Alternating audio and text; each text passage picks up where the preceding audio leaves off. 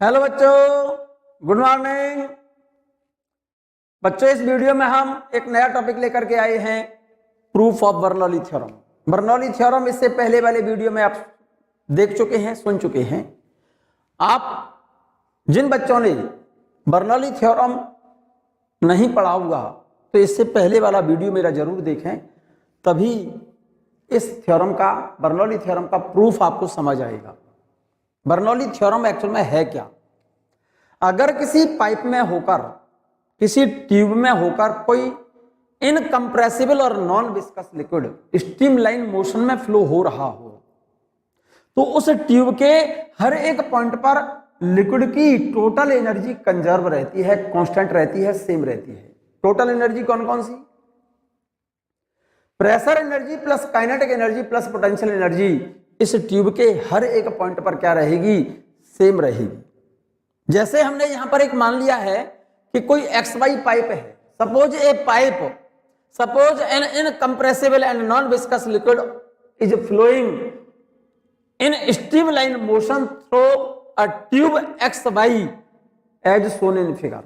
हमने ये मान लिया है XY कोई पाइप है, ट्यूब है, जिसमें होकर के कोई इनकंप्रेसिबल और non viscous liquid streamline motion में फ्लो हो रहा है। इस पाइप के एंड X की हाइट ग्राउंड से H1 है और Y की हाइट ग्राउंड से H2 है। X एंड पर एंटर करने वाले लिक्विड की वेलोसिटी V1 है, Y एंड से बाहर निकलने वाले लिक्विड की वेलोसिटी V2 है। P1 is the pressure of liquid at and X and P2 is pressure of liquid at end Y। ये बात देख लें और फिगर बना लें। बना लिया? बहुत अच्छा। H1 एंड H2 समझ आ गई होगी बात। Height of tube at X and Y। P1 is the pressure of liquid eight point X। X सिरे पर प्रेशर लिक्विड का P1 है और Y एंड पर प्रेशर कितना है? P2 है। इस वाले एंड पर, Y एंड पर लिक्विड का प्रेशर P2 मैंने यहां लिखा है। V1 velocity of liquid at and X and V2 is velocity of liquid at end Y। तो जरा गौर से सुनो और गौर से देखो, ध्यान से। इस ट्यूब में जब लिक्विड फ्लो हो रहा है तो पहले एक बार जरा दिमाग को ओपन करो। भाई इनिशियली ये ट्यूब एम्प्टी है, खाली है, इसमें कोई लिक्विड नहीं है। भाई लिक्विड पहले तो ट्यूब खाली होगी ना। तो यहां पर इस वाले एंड से जैसे लिक्विड इधर फ्लो हो रहा है और इनिशियली ये ट्यूब खाली है, एम्प्टी है। तो इस ट्यूब के अंदर इस एंड से जैसे ही लिक्विड एंटर करेगा, यहां से इस वाले सिरे पर लिक्विड जब एंटर करेगा इस एंड पर, तो एंटर कराना पड़ेगा ना लिक्विड को। तो भाई पहले तो ट्यूब खाली हो गई है, तो इस वाले सिरे पर पहले तो लिक्विड को आपको इसके अंदर एंटर कराना पड़ेगा कि अपने आप से एंटर कर जाएगा? एंटर कराना पड़ेगा। तो लिक्विड को इसके अंदर एंटर कराने में एक्सटर्नल एजेंट के द्वारा वर्क किया जाएगा। एनर्जी जो खर्च की जाएगी एक्सटर्नल एजेंट के द्वारा खर्च की जाएगी। सिंपल सी बात बोल रहा हूं, ध्यान से सुने।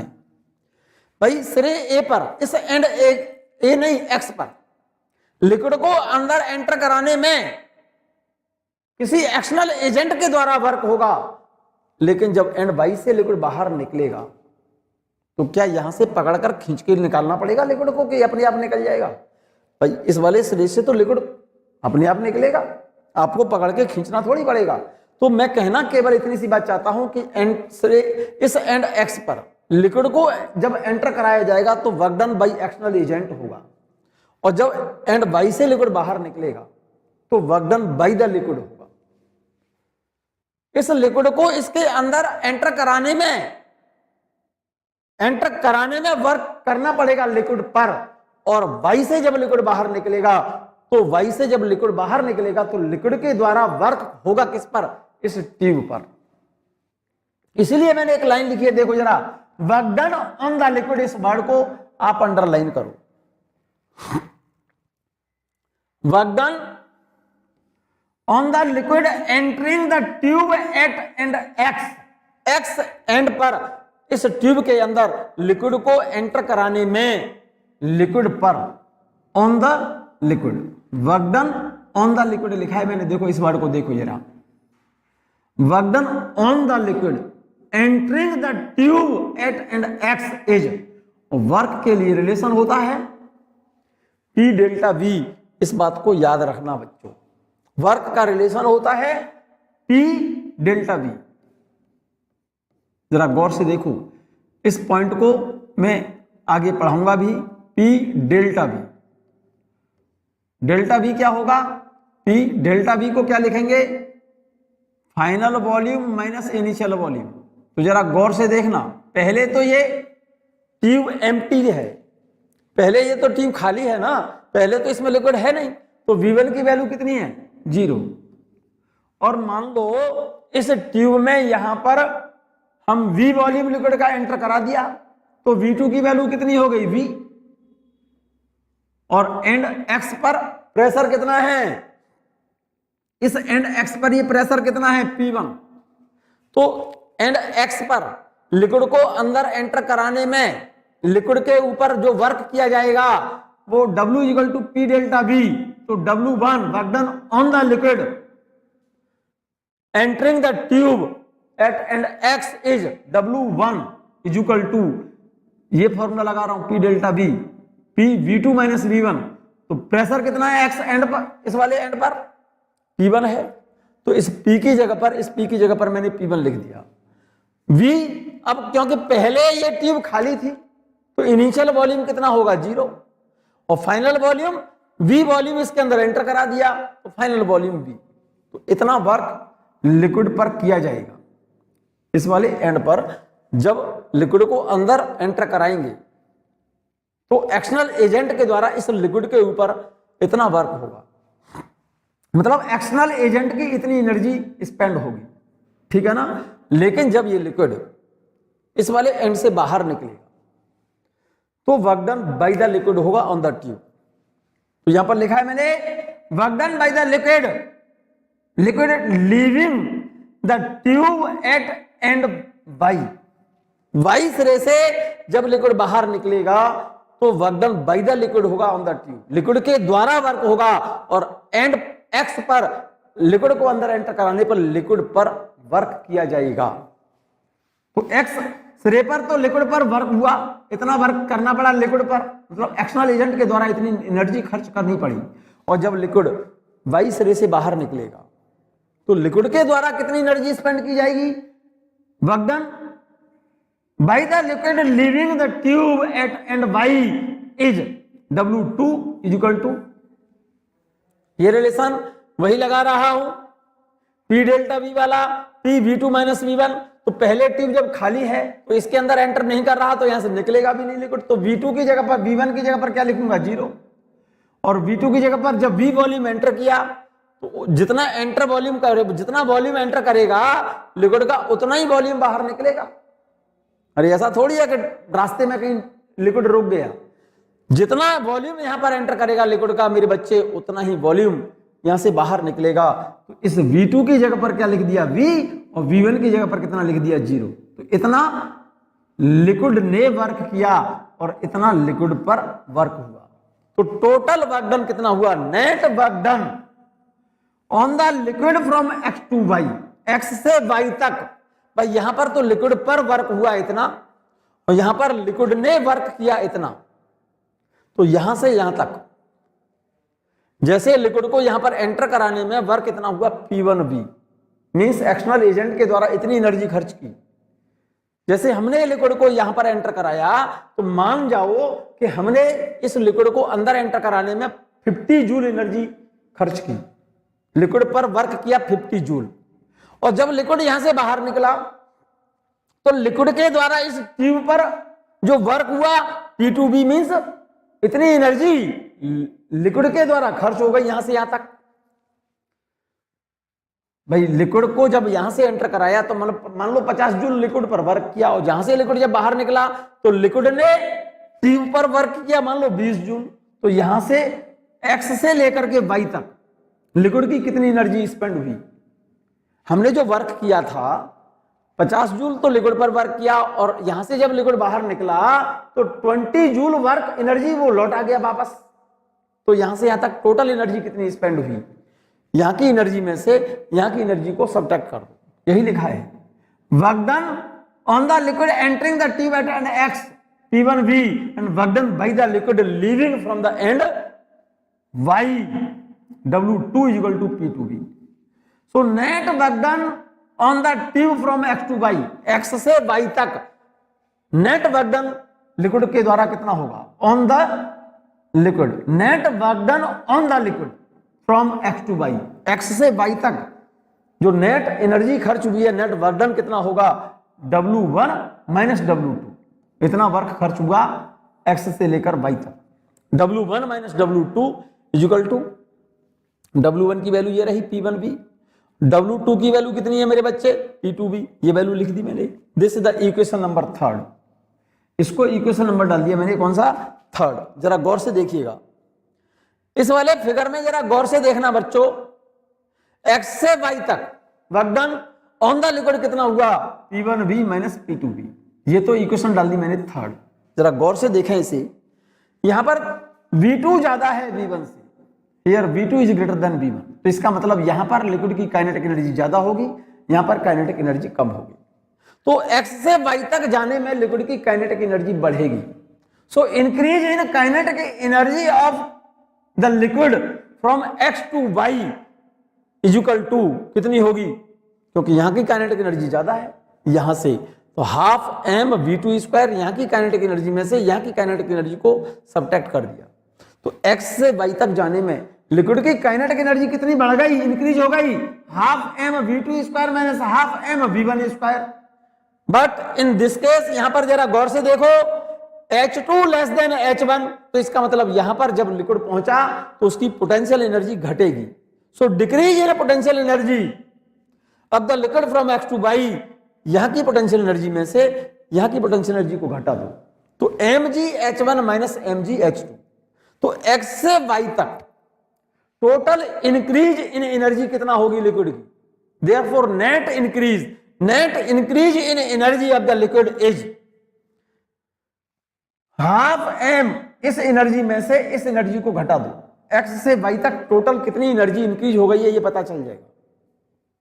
Therefore, net increase in energy of the liquid from x to y, यहां की ये जो काइनेटिक एनर्जी इंक्रीज हुई थी और इतनी पोटेंशियल एनर्जी डिक्रीज हुई थी, तो इस एनर्जी में से देखो, इस एनर्जी में से इस वाली एनर्जी में से इस वाली एनर्जी को सब्ट्रैक्ट कर दें, तो x से y तक जब लिक्विड पहुंचेगा तो उस काइनेटिक एनर्जी में कितना, उसकी टोटल एनर्जी में कितना इंक्रीजमेंट हो जाएगा।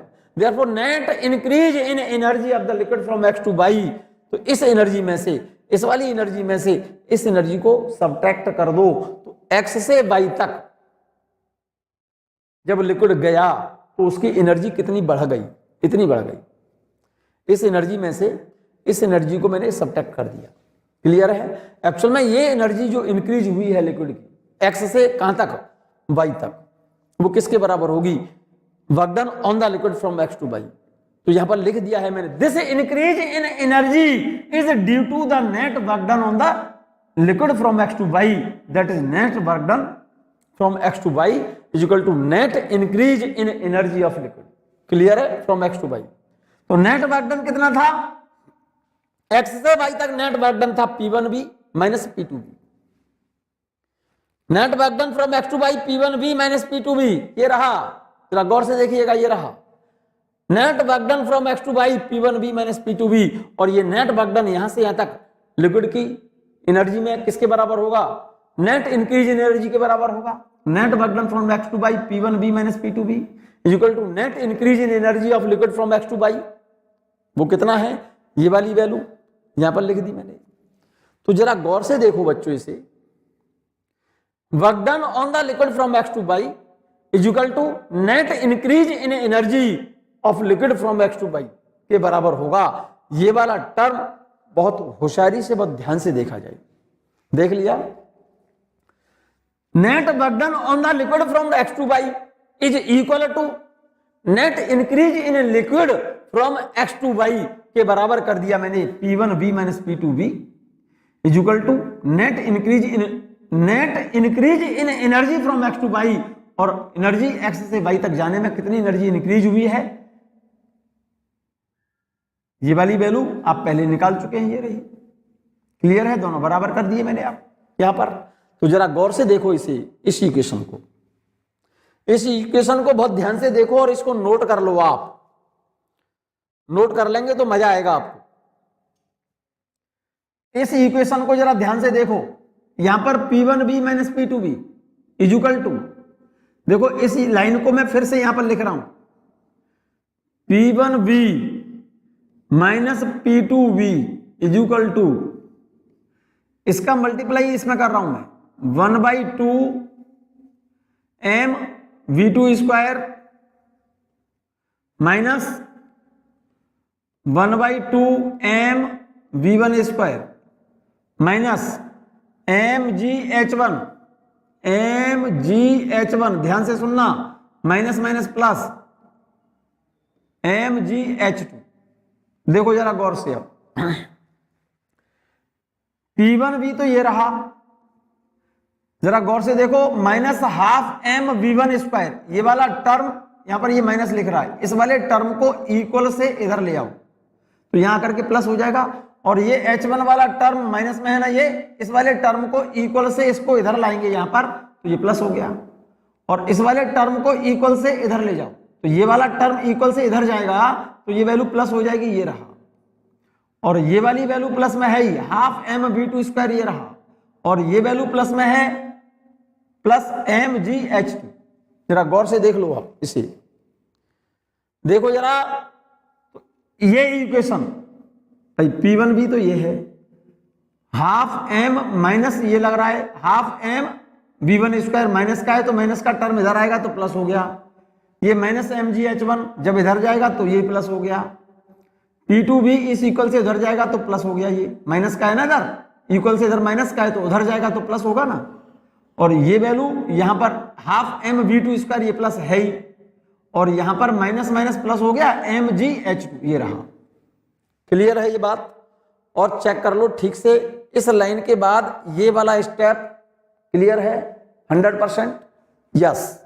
इस इक्वेशन को मैं लिख सकता हूं, देखो जरा ये क्या चीज है, ये प्रेशर एनर्जी है एंड एक्स पर, ये काइनेटिक एनर्जी है at end X, this is the potential energy at end x.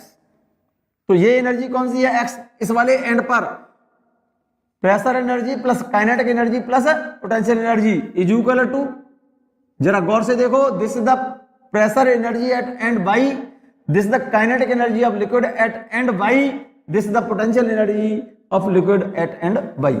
So total energy means pressure energy plus kinetic plus potential at end X is equal to total energy of liquid at Y eight end Y, pressure plus kinetic plus potential. मेरे ख्याल से ये statement Bernoulli statement है। अगर किसी tube में या किसी पाइप में कोई इनकंप्रेसिबल और non viscous liquid streamline motion में फ्लो हो रहा हो तो उस पाइप के हर पॉइंट पर लिक्विड की total energy means pressure plus kinetic plus potential always क्या रहती है? कंजर्व रहती है, सेम रहती है। इस स्टेटमेंट को मैं लिख सकता हूं, pressure energy plus kinetic energy plus potential energy is equal to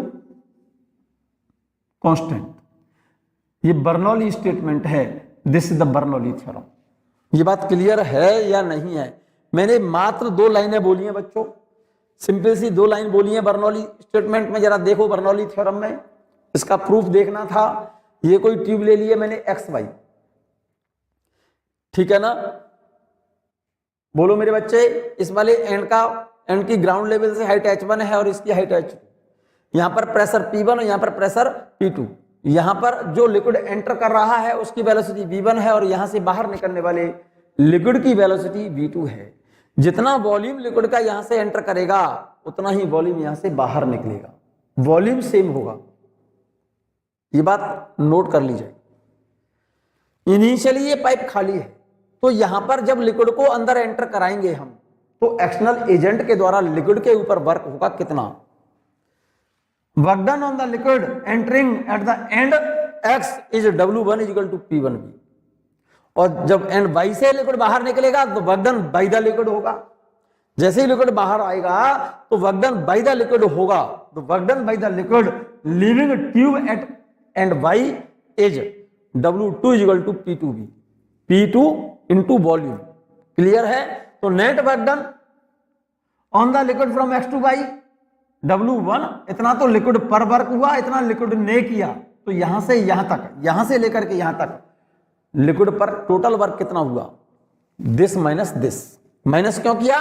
क्योंकि यहां तो लिक्विड पर work, liquid on the liquid है और यहां पर बाय द लिक्विड है, तो net on the liquid x to y कितना होगा, इस वर्क में से इस वाले वर्क को सब्ट्रैक्ट कर दो, ठीक है ना। तो net work done on the liquid from x to y is P1V minus P2V।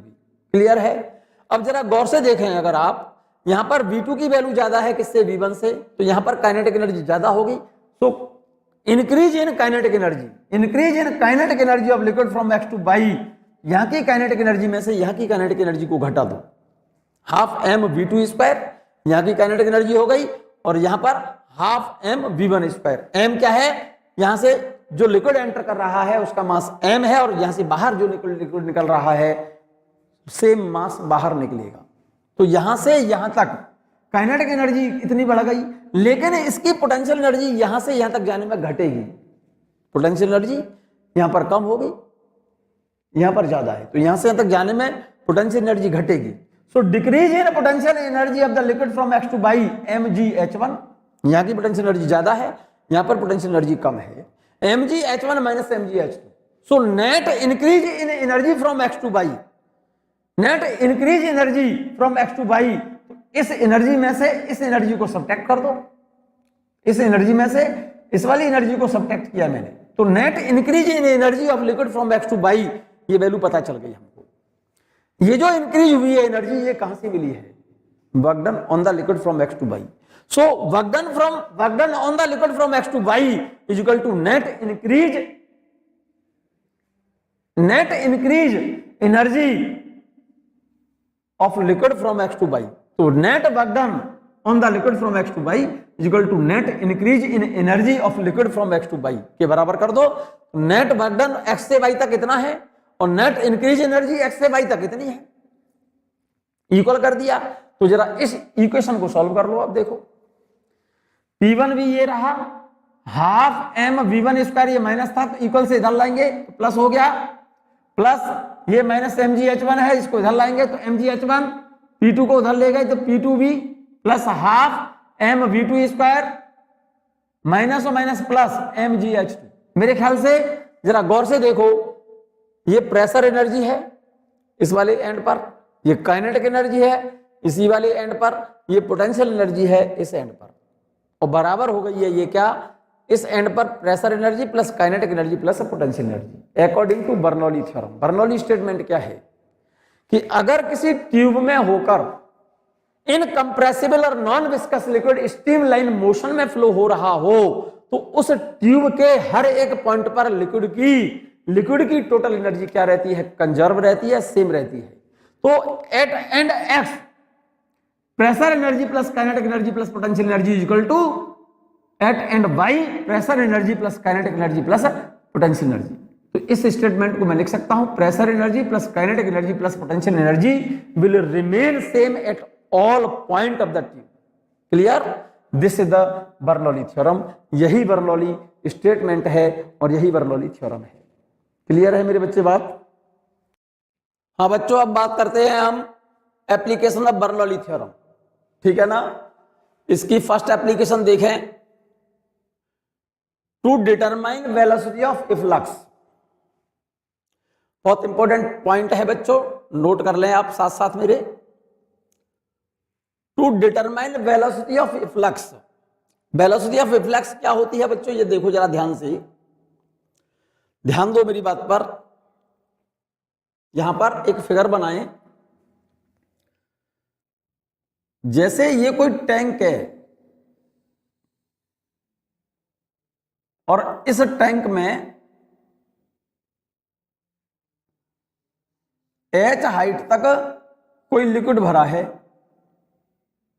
ये कोई टैंक है, ये फिगर बना लें आप, और इसमें h ऊंचाई तक कोई लिक्विड भरा हुआ है इस टैंक में। ये लिक्विड की हाइट लिक्विड कॉलम की जो हाइट है कैपिटल H लिख दी है मैंने, ऐसी फिगर बना लें। और इस लिक्विड की फ्री सरफेस, इस फ्री सरफेस का नाम डाल दिया है मैंने बच्चे A। इस फ्री सरफेस से H डेप्थ पर, कितनी डेप्थ पर, स्मॉल h डेप्थ बनाई है मैंने, ये h डेप्थ पर एक ये कोई बारीक होल है, इस होल को नाम डाल दिया है मैंने B। इस होल से लिक्विड जिस वेलोसिटी से बाहर निकलता है, लिक्विड की इस वेलोसिटी को बोलते हैं वेलोसिटी ऑफ इफ्लक्स। क्या बोलते हैं मेरे बच्चे? Velocity of efflux. ठीक है। इस होल से लिक्विड की फ्री सरफेस से स्मॉल h डेप्थ पर, ध्यान से सुन लो बहुत अच्छी तरह से, यहां से मैंने डेप्थ ली है h, और इस होल से लिक्विड जिस वेलोसिटी से बाहर निकलेगा उस वेलोसिटी को बोलते हैं मेरे बच्चे वेलोसिटी ऑफ इफ्लक्स। ठीक है ना। तो जरा गौर से देखो, यहां से जब लिक्विड निकलेगा उस निकलने वाली लिक्विड की जो वेलोसिटी होगी हॉरिजॉन्टल होगी, इस डायरेक्शन में। इस होल से निकलने वाले लिक्विड की वेलोसिटी जो होगी हॉरिजॉन्टल डायरेक्शन में होगी। यहां से निकलते समय लिक्विड की वर्टिकल डायरेक्शन में, इस डायरेक्शन में वेलोसिटी कितनी होगी? 0 होगी। ठीक है ना। तो जब इसमें से लिक्विड बाहर निकलेगा तो यहां पर लिक्विड की जो मोशन होगी under gravity, finally path of liquid is parabola. ये जो पाथ होगा इसका लिक्विड का कैसा होगा? पैराबोलिक। और इस लिक्विड के, इस टैंक के बॉटम से लिक्विड कितनी दूरी पर जाकर के गिरेगा? This is the horizontal range, horizontal distance. ठीक है ना। ये वाली डेप्थ कितनी है? h। टोटल हाइट कितनी है? Capital H। तो यहां से लेकर के यहां तक ये डिस्टेंस कितनी होगी? ये वाली distance capital H minus small h। ठीक है ना। और लिक्विड का जो पाथ होगा ये वाला, ये कैसा होगा? पैराबोलिक। नोट कर लो आप इसको, पहले फिगर बना लीजिए आप। मैं बात कर रहा हूं to determine velocity of efflux. हमने कोई वेसल लिया है, ये टैंक कह सकते हैं। इस टैंक में h हाइट तक कोई लिक्विड भरा हुआ है और इस लिक्विड की फ्री सरफेस से स्मॉल h डेप्थ पर एक ये बारीक होल है। इस होल से लिक्विड जितनी वेलोसिटी से बाहर निकलता है उस वेलोसिटी को बोला जाता है वेलोसिटी ऑफ इफ्लक्स। ठीक है ना। यहां पर जरा ध्यान से देखें, इस लिक्विड की फ्री सरफेस पर यहां पर और इस होल पर लिक्विड का प्रेशर सेम होगा और वो कितने के बराबर होगा? एटमॉस्फेरिक प्रेशर के बराबर होगा। Pressure at free surface of liquid and at hole is same and as atmospheric pressure. So according to Bernoulli theorem, total energy of liquid at free surface must be equal to total energy of liquid at hole। Liquid की इस free surface पर total energy और इस hole पर liquid की total energy क्या होगी? Same होगी। तो लगा दीजिए बर्नौली थ्योरम ए पर और बी पर। पहले फिगर बना लो, ये बना लिया मेरे बच्चे। मैं बात कर रहा हूं वेलोसिटी ऑफ इफ्लक्स की। Let a vessel filled with a liquid up to a height h, ये हाइट h बनाई है मैंने, and let there be a hole at depth h from free surface. इस फ्री सरफेस से small h depth पर यहां पर एक होल है बारीक सा, जैसा कि फिगर में बनाया है। एज सोन इन फिगर मैंने लिख दिया है, यहां पर बनाते चलिए साथ साथ मेरी। Here pressure at the free surface of liquid and at the hole is same and as atmospheric pressure। इस लिक्विड की फ्री सरफेस पर और इस होल पर लिक्विड का प्रेशर सेम होगा और किसके बराबर होगा? फ्री सरफेस पर जो प्रेशर होगा एटमॉस्फेरिक प्रेशर के बराबर, और इस होल से जो लिक्विड बाहर निकल रहा है यहां पर भी जो प्रेशर होगा लिक्विड का कितना होगा? पीक एटमॉस्फेरिक प्रेशर के बराबर। क्लियर है ये बात? So according to Bernoulli theorem, Bernoulli theorem क्या है? So according to Bernoulli theorem, total energy of liquid at free surface must be equal to total energy of liquid at whole. Figure बना लिया होगा आपने, मैंने ये फिगर यहां पर भी बना दिया है, ये रहा। देखो ये कोई वेसल है, इस वेसल में h हाइट तक लिक्विड भरा हुआ है और इस लिक्विड सरफेस की फ्री सरफेस से h डेप्थ पर एक बारीक होल है। ये इस होल से लिक्विड जितनी वेलोसिटी से बाहर निकलता है उस वेलोसिटी को बोला जाता है वेलोसिटी ऑफ फ्लक्स। ठीक है ना। Pressure of liquid at free surface and at hole is same and as atmospheric pressure. कोई झमेला? So according to Bernoulli theorem, the total energy of the liquid at free surface at A must be the same at the hole at B। Bernoulli theorem के according liquid की total energy इस free surface पर और इस hole पर क्या होनी चाहिए? सेम। तो अप्लाई करो बर्नौली थ्योरम कहां पर? फ्री सरफेस पर और इस होल पर। फ्री सरफेस पर प्रेशर कितना है? फ्री सरफेस और होल के लिए मैं बर्नौली थ्योरम अप्लाई कर रहा हूं। पहले फ्री सरफेस के लिए ले रहा हूं, फिर ले रहा हूं मैं कहां पर? इस होल पर। So according to Bernoulli theorem, total energy of liquid at free surface and at hole must be same. तो अप्लाई करो। पहले फ्री सरफेस के लिए लिखिए यहां बर्नौली थ्योरम का statement, P1 plus half D V1 square plus D G H1 is equal to P2 plus half D V2 square plus D G H2। ध्यान से सुन लो मेरी बात को। पहले फ्री सरफेस पर लिक्विड का प्रेशर मैंने P1 कहा है और यहां से निकलने वाले लिक्विड की वेलोसिटी को मैंने V1 बोला है। फ्री सरफेस की इस वेसल के टैंक से हाइट कितनी है? इसको मैंने H1 बोला है, यहां से यहां तक की हाइट को। क्लियर है? इज इक्वल टू B पर प्रेशर लिखेंगे तो उसको मैंने P2 बोला है, प्लस यहां से निकलने वाली लिक्विड की वेलोसिटी को मैंने क्या बोला है? V2। और इस होल की बॉटम से जो हाइट है इस हाइट को मैंने बोला है H2। अब अप्लाई करो वैल्यू। फ्री सरफेस पर प्रेशर आपने अभी अभी बताया कि लिक्विड की फ्री सरफेस पर प्रेशर और इस होल पर प्रेशर क्या रहेगा? सेम रहेगा। यहां पर और यहां पर प्रेशर सेम है। तो पहले सरफेस ए के लिए मैं बर्नौली थ्योरम अप्लाई कर रहा हूं बच्चों।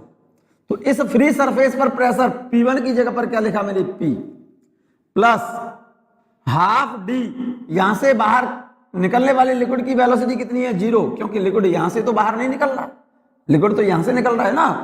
प्लस डी जी और फ्री सरफेस की हाइट H1, यहां से लेकर के इस सरफेस की हाइट कितनी है? कैपिटल H, ये वाली हाइट। क्लियर है ये बात?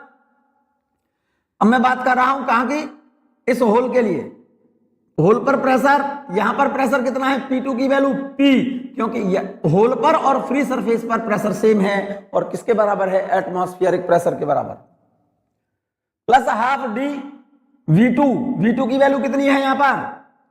V plus D G H2। तो यहां से यहां तक की हाइट कितनी है? ये वाली, ये हाइट H माइनस H। तो इस H2 की जगह पर मैंने H माइनस H लिख दिया। नोट कर लिया बच्चों? जरा देखिएगा, इस P से ये P कैंसिल, ये वैल्यू तो कंप्लीट पूरी 0 है। क्या बचा यहां पर?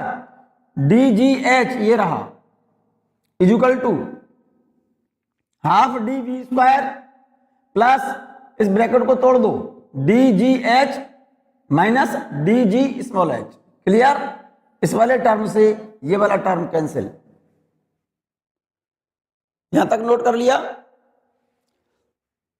तो half D V square minus DGH is equal to 0।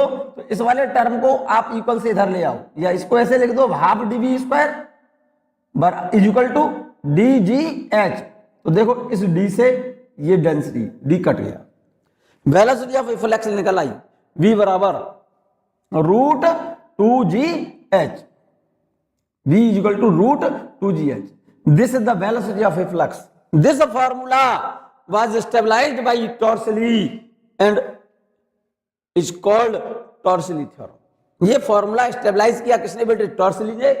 इसको टॉर्सली थ्योरम के नाम से जानते हैं। क्लियर है ये बात? फिर से समझ लो, मैंने कुछ नहीं लिखा है, मैंने सिंपल सी बात लिखी है। ये कोई वेसल है, इसमें h हाइट तक लिक्विड भरा हुआ है और इस लिक्विड की फ्री सरफेस से स्मॉल h डेप्थ पर एक बारीक सा होल है।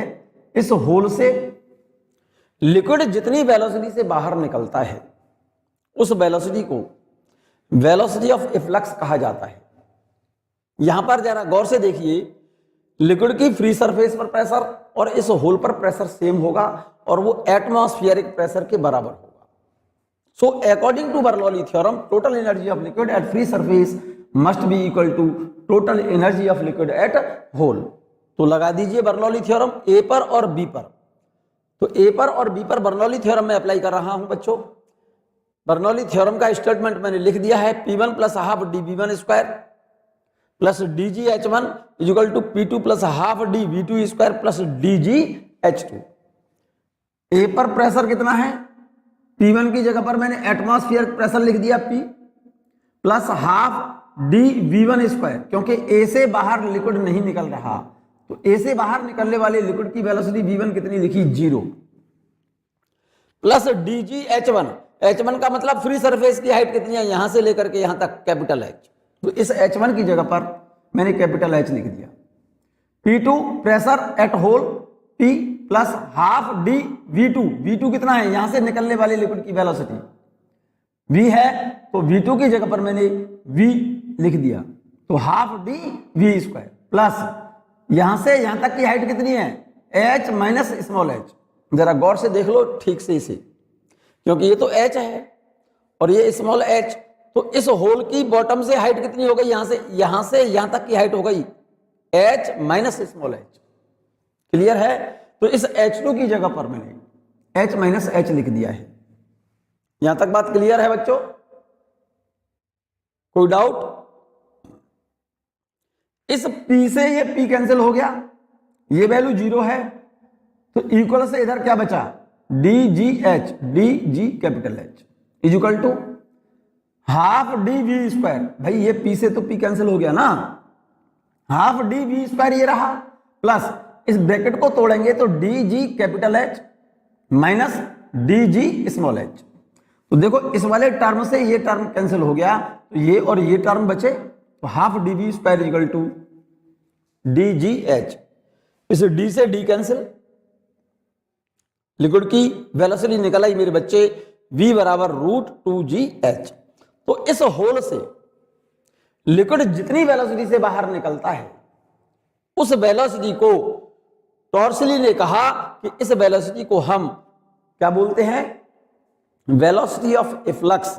ठीक है ना, जिसे हम टॉर्सली थ्योरम के नाम से जानते हैं।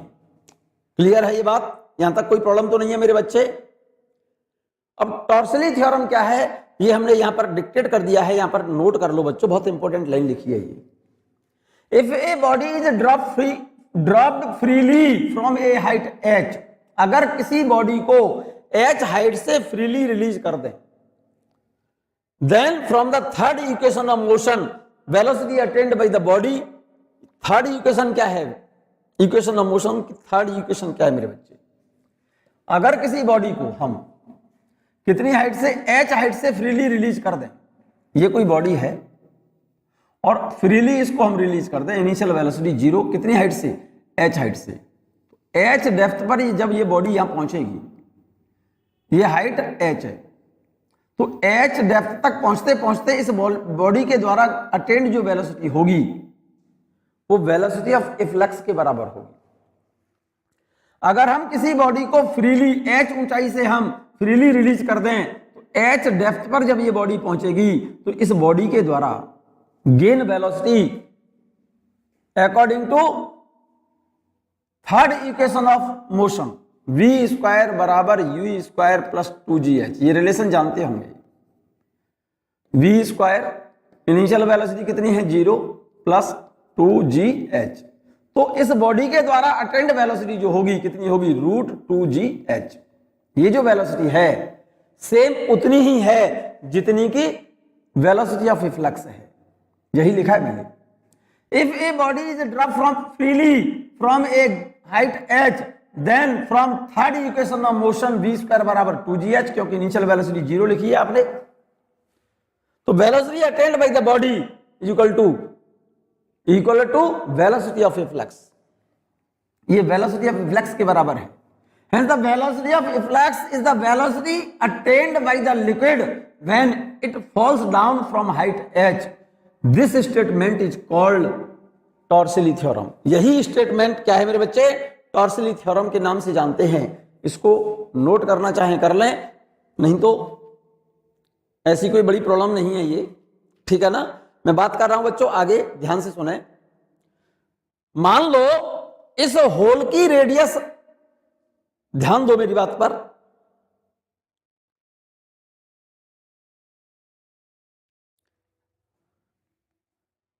इस होल की मान लो रेडियस स्मॉल आर है और इस होल का क्रॉस सेक्शन ए, तो ए इक्वल टू क्या लिखेंगे हम?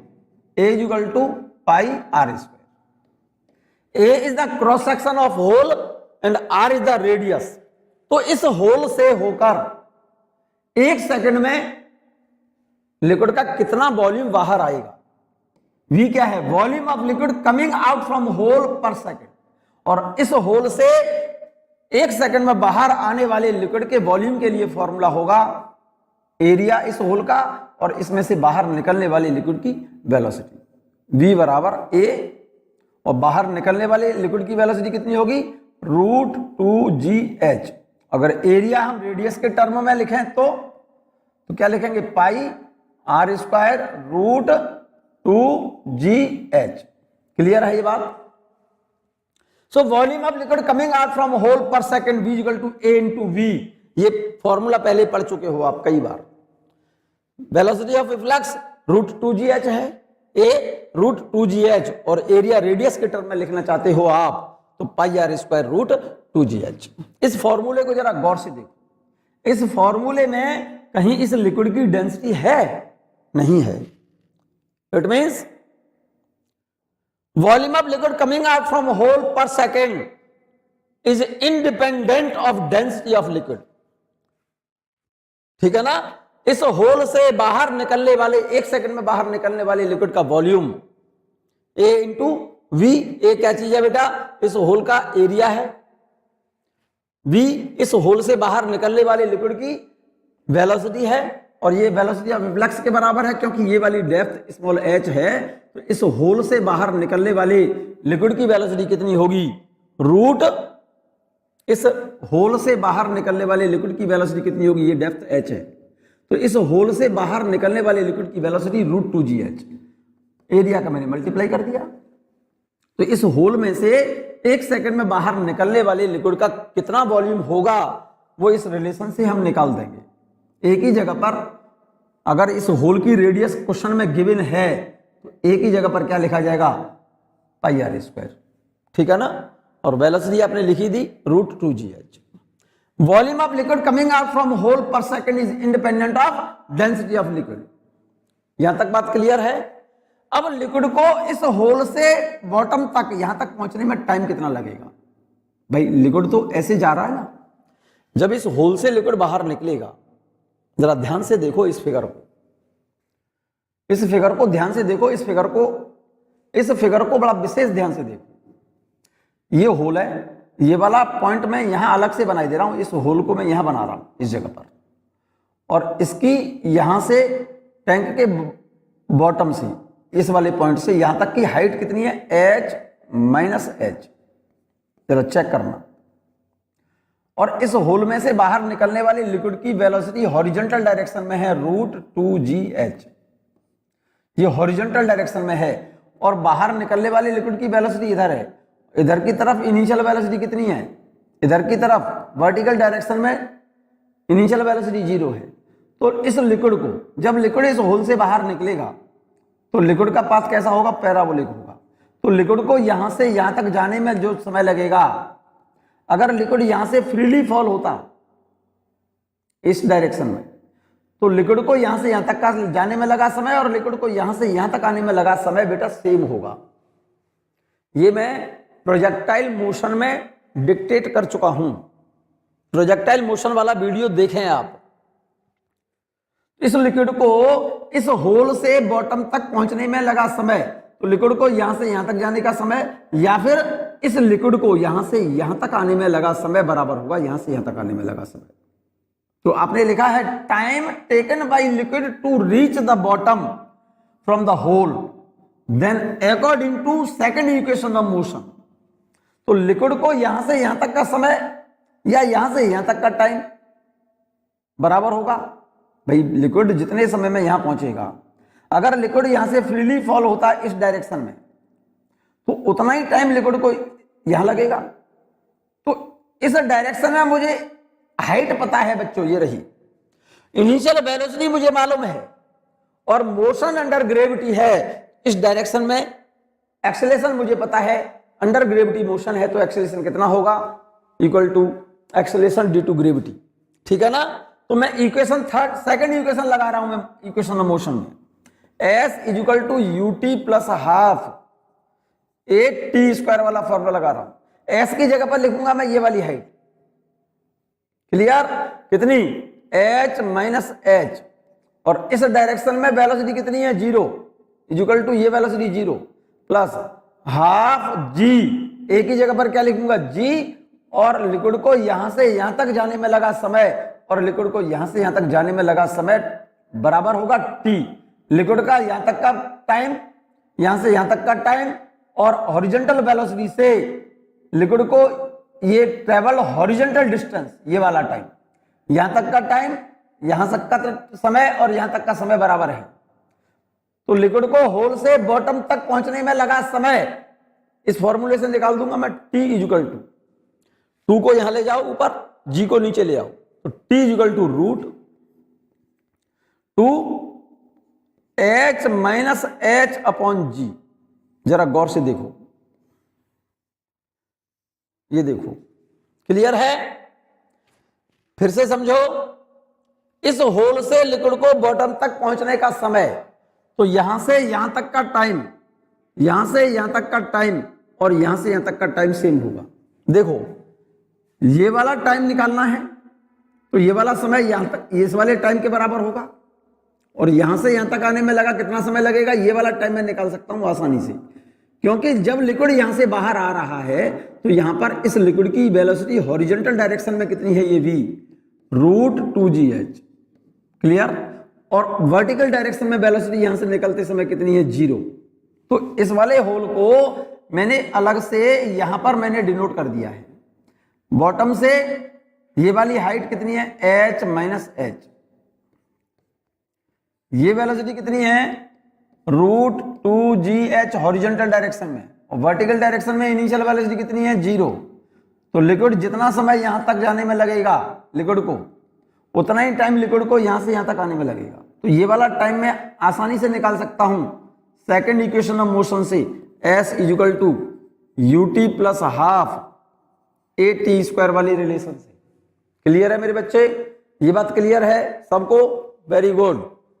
इनिशियल वेलोसिटी क्या लिखा है मेरे बच्चे, s की जगह पर क्या लिखूंगा मैं, ये वाली height h minus H is equal to, यहां पर वैल्यू सब्स्टिट्यूट कर रहा हूं मैं, इसकी वैल्यू 0 प्लस हाफ, ए की जगह पर अंडर ग्रेविटी मोशन है, इस डायरेक्शन में एक्सेलरेशन कितने के बराबर होगा, g के बराबर, g इंटू टी स्क्वायर।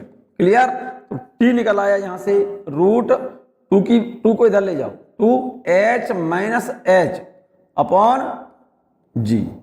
ये बात क्लियर है या नहीं है, क्लियर, ये बात क्लियर है। यही पॉइंट मैंने यहां पर शो किया है, देखो ये रहा, s की जगह पर h माइनस एच, a की जगह पर g, t निकल आया time root 2h minus h upon g. इतना टाइम स्पेंड होगा लिक्विड को होल से यहां तक जाने में। तो लिक्विड को यहां से यहां तक आने का समय, यहां से यहां तक आने का समय और यहां से यहां तक जाने का समय बराबर होगा। क्लियर है ये बात। अब मुझे निकालनी है मेरे बच्चे ये हॉरिजॉन्टल डिस्टेंस, बहुत सिंपल सी बात लिखिए, ये वाली डिस्टेंस यहां से लेकर के यहां तक हॉरिजॉन्टल डिस्टेंस निकालनी है, और मुझे हॉरिजॉन्टल वेलोसिटी मालूम है मेरे बच्चे, ये वाली वेलोसिटी मुझे पता है और यहां से यहां तक का टाइम पता है, तो ये डिस्टेंस निकाल सकता हूं ना, क्योंकि हॉरिजॉन्टल वेलोसिटी तो कांस्टेंट रहेगी। तो यहां पर horizontal distance covered by the liquid, ठीक है ना, x निकालनी है ये वाली डिस्टेंस, तो हॉरिजॉन्टल डायरेक्शन में वेलोसिटी इनटू टाइम, क्योंकि फॉर्मूला लगा रहा हूं speed is equal to distance upon time, तो distance is equal to velocity into time. Clear? तो हॉरिजॉन्टल डिस्टेंस x बराबर क्या हो गया, हॉरिजॉन्टल वेलोसिटी ये वाली, और यहां से यहां तक का टाइम, यहां से यहां तक का टाइम और यहां से यहां तक का टाइम सब बराबर है। Horizontal velocity into time, horizontal velocity कितनी है, v इंटू टी, v की जगह पर ये वैल्यू लिख दो, ये वेलोसिटी कितनी थी, √2gh, और यहां से यहां तक का समय और यहां से यहां तक का टाइम बराबर है, वो निकाल चुके हैं, ये रहा।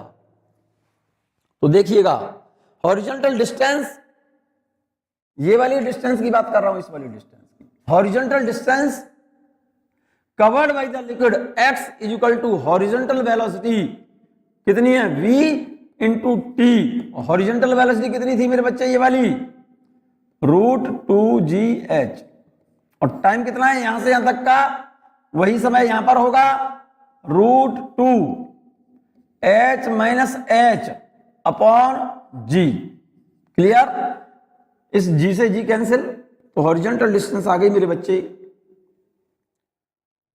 2 √h माइनस h, ये हॉरिजॉन्टल डिस्टेंस आ गई। चेक कर लो, इस g से ये g कैंसिल हो गया, रूट के अंदर ये 2 और ये 2 4 हो गया, 4 का रूट लेंगे तो 2 बाहर आ गया, ये h और ये h माइनस h मल्टीप्लाई हो रहा है ना यहाँ, ये बात क्लियर हो गई। यहां पर देख लो, इस g से ये g कैंसिल हो गया, 2 और 2 रूट के अंदर है, एक रूट बाहर आ गया, ये h और ये h माइनस h, ये हॉरिजॉन्टल डिस्टेंस है। बहुत इंपॉर्टेंट पॉइंट लिखा है बच्चों, एक बहुत सिंपल सा और छोटा सा पॉइंट लिखा है यहाँ पर, बहुत बेहतरीन पॉइंट लिखा हुआ है ये। Horizontal distance travelled by the liquid covered by the liquid x equal to 2 √h minus h।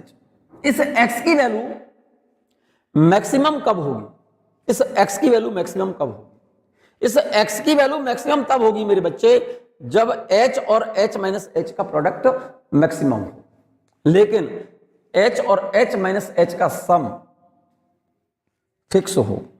जैसे ये कोई टैंक है, समझना मेरी बात को, इसमें h हाइट तक लिक्विड भरा है, कैपिटल H तक, और इससे स्मॉल h डेप्थ पर होल है, तो आपने हॉरिजॉन्टल डिस्टेंस कितनी लिखी है, √h into h minus h। ये बात क्लियर है? इस x की वैल्यू मैक्सिमम तब होगी जब h और h माइनस h का प्रोडक्ट मैक्सिमम हो, लेकिन इस h की वैल्यू सेम रही,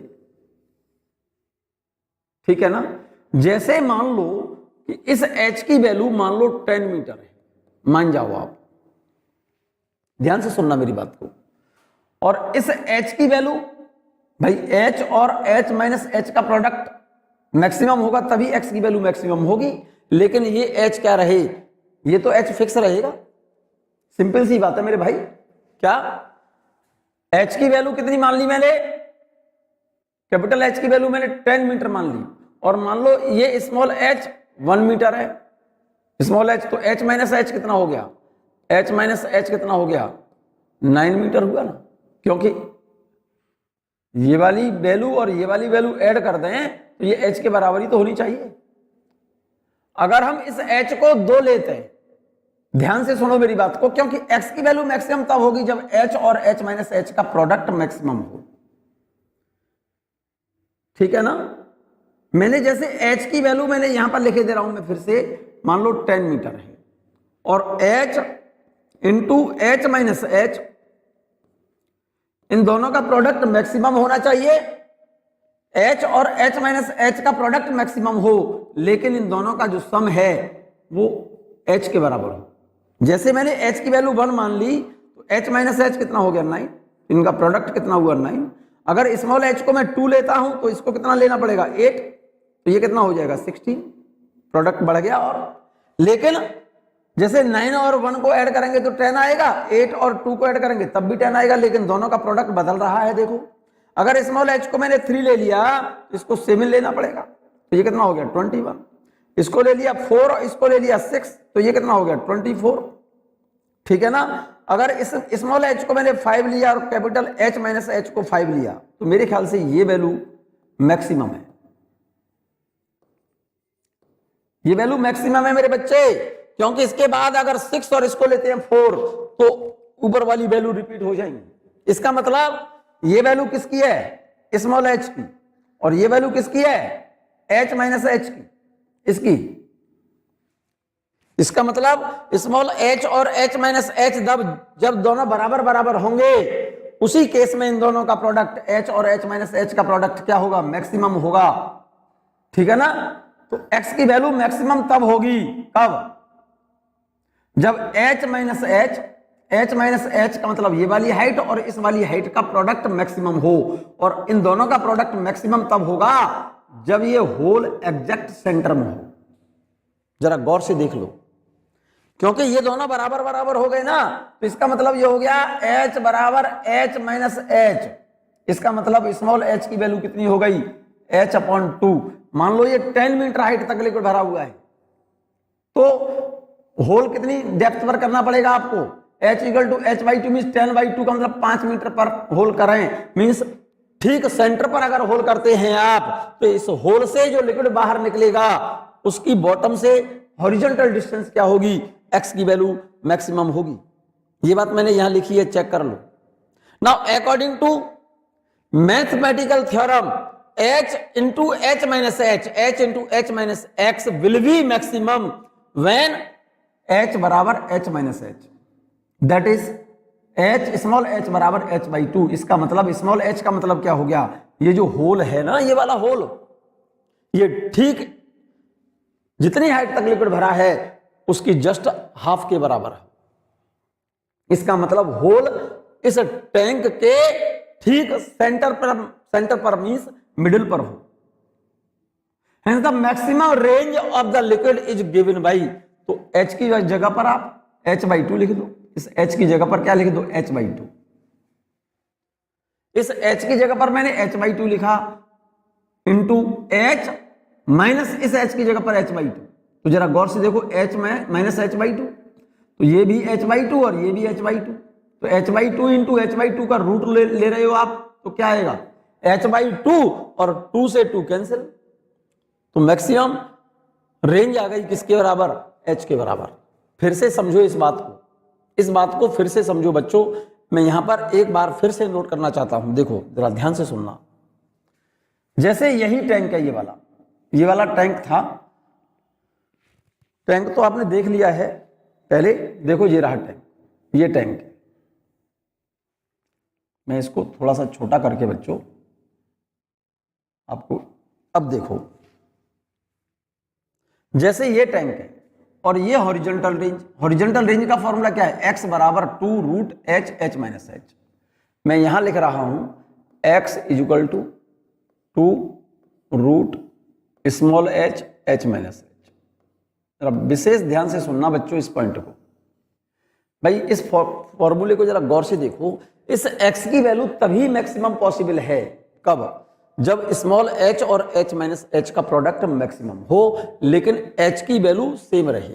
जैसे मैंने ये मान लिया है कि h की वैल्यू मान लो मैंने 10 मीटर मान ली मेरे बच्चे, तो small h into h minus h, मान लो इसमें स्मॉल h की वैल्यू 1 है, तो h माइनस h की वैल्यू कितनी हो गई, 9। तो दोनों का प्रोडक्ट मींस इन दोनों का प्रोडक्ट कितना हुआ, 9। अगर मैं होल 2 मीटर डेप्थ पे करता हूं, ये वैल्यू 2 मीटर है, तो h माइनस h कितना हो जाएगा, 8। ये बात क्लियर है, यस। तो ये इन दोनों का प्रोडक्ट कितना होगा, 16।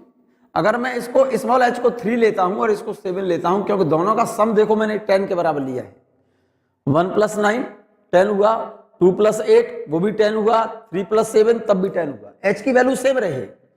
तो केवल ये जो होल कर रहे हो ना, इस स्मॉल h की वैल्यू तो बदल रहे हो आप, तो स्मॉल h बदलेगा तो h माइनस h बदल जाएगा। स्मॉल h को मैंने 3 ले लिया, तो h माइनस h कितना हो गया, 7। तो दोनों का प्रोडक्ट 21, तो वैल्यू बढ़ रही है ना अभी। तो इसकी वैल्यू मैंने 4 ले ली, इसकी 6, तो ये कितनी हो गई, 24 और बढ़ गया। अब मैं स्मॉल h को मैं 5 लूं, तो ये कितना बचेगा, 5। तो ये वैल्यू 25 हो गई। मेरे ख्याल से ये प्रोडक्ट सबसे ज्यादा है इन सभी से, क्योंकि अगर ये वैल्यू 6 लेते हो आप, ठीक है नहीं, तो ये वैल्यू 4 लेनी पड़ेगी, तो ये वैल्यू रिपीट हो गई ना, ये 24, ठीक है ना।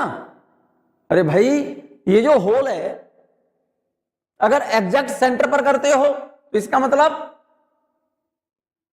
इन दोनों का प्रोडक्ट मैक्सिमम हो गया। ये तो वैल्यू किसकी है, स्मॉल एच की, ये वाली वैल्यू तो, और ये वैल्यू किसकी है, इस वाली, इसकी वैल्यू है ये वाली वैल्यू। तो इसका मतलब इन दोनों स्मॉल एच और एच माइनस एच दोनों बराबर बराबर होंगे, तभी दोनों का प्रोडक्ट मैक्सिमम होगा। इसका मतलब H into H minus H, ये मैक्सिमम तभी होगा कब, जब एच और एच माइनस एच बराबर बराबर हो। ये वैल्यू मैक्सिमम तभी पॉसिबल है कब, H into H minus H is maximum only when H is equal to H minus H हो।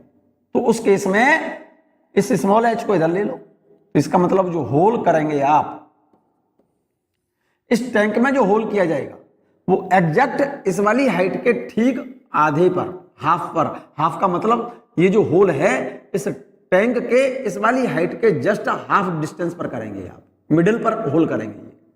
तो उस केस में x की मैक्सिमम वैल्यू कितनी होगी, x is equal to √2, h की जगह पर, इस वाली जगह पर क्या लिखेंगे, h/2, ये h/2, h minus h/2 into h minus h/2, ठीक है। तो x मैक्सिमम कितना हो गया, ये x की वैल्यू मैक्सिमम होगी ना 2√, देखो ये h/2 और इसमें से ये h/2 सब्ट्रैक्ट करेंगे तो ये भी h/2, h/2 और h/2 का मल्टीप्लीकेशन हो रहा है, रूट चढ़ा हुआ है तो h/2 बाहर आ जाएगा, और h/2 जब बाहर लेंगे मेरे बच्चे तो 2 से 2 कैंसिल। तो इसका मतलब हॉरिजॉन्टल जो मैक्सिमम रेंज है वो किसके बराबर है, इज इक्वल टू h के बराबर है। जितनी हाइट तक इस टैंक में लिक्विड भरा हुआ है, अगर ये होल एग्जैक्ट इसके सेंटर पर करते हैं तो ये जो हॉरिजॉन्टल जो रेंज है ना उतनी होगी जितनी इसमें, जितनी हाइट तक ये लिक्विड भरा हुआ है। तो maximum range is equal to कितनी होगी, h के बराबर। तो मैक्सिमम रेंज लिक्विड की कितनी होगी, जस्ट h के बराबर होगी। ये बात क्लियर है। अगर ये होल, जैसे ये कोई टैंक है, बहुत सिंपल सी बात है, और इस टैंक में ये वाला जो होल एग्जैक्ट इसके मिडिल पर है, ये वाला होल, और एक होल इस मिडिल वाले होल से जितनी हाइट पर है, दूसरा होल इस मिडिल होल से उतनी ही डेप्थ पर है। चेक करो, इस मिडिल वाले होल से ये जो होल है ये वाला दिख रहा है, ये वाला होल मिडिल वाले होल से जितनी हाइट पर ऊपर है और एक होल जितनी हाइट पर नीचे है। तो जरा गौर से देखो ये वाली वैल्यू और ये वाली वैल्यू, अगर ये मिडिल होल जैसे मान लो इसमें हाइट मान लो 5 मीटर ऊंचाई तक इसमें लिक्विड भरा हुआ, 10 मीटर ऊंचाई तक मान जाओ, तो मिडिल वाला होल कितनी हाइट पर होगा, 5 मीटर पर। तो इस 5 मीटर वाले से अगर हम, ये वाली हाइट 1 मीटर है और इससे 1 मीटर नीचे है, तो इसका मतलब ये वाला होल यहां से कितनी दूरी पर हो गया, 4 मीटर पर, और ये वाला होल यहां से कितनी दूरी पर हो गया, 6 मीटर पर। इसका मतलब ये वाला होल मिडिल वाले होल से जितनी हाइट पर है और ये होल मिडिल वाले से उतनी ही डेप्थ पर है अगर, तो इन दोनों होल से लिक्विड जहां पर गिरेगा उसकी हॉरिजॉन्टल रेंज सेम होगी। क्लियर है? ये बात क्लियर है कि नहीं क्लियर है? लेकिन मिडिल वाले होल से जो लिक्विड बाहर आएगा उसकी रेंज सबसे ज्यादा होगी। तो यही बात मैंने लिखी है, if 2 holes are made in the tank at equal distance from central hole, then x will be same। तो उन दोनों होल से लिक्विड जो बाहर निकलेगा उन दोनों के लिए हॉरिजॉन्टल रेंज सेम होगी। बोलो, equal for them but x is less than x maximum. लेकिन ये वाली जो डिस्टेंस होगी इस मैक्सिमम डिस्टेंस से कम होगी। ये बात क्लियर है कि नहीं है? क्लियर? ये बात क्लियर है मेरे बच्चे? इस वीडियो को बच्चों 1-2 बार देखें। बर्नौली थ्योरम की अदर एप्लीकेशंस मैं नेक्स्ट वीडियो में लेकर के आऊंगा, तब तक इस वीडियो को बच्चों 1-2 बार देखें कम से कम। ठीक है ना।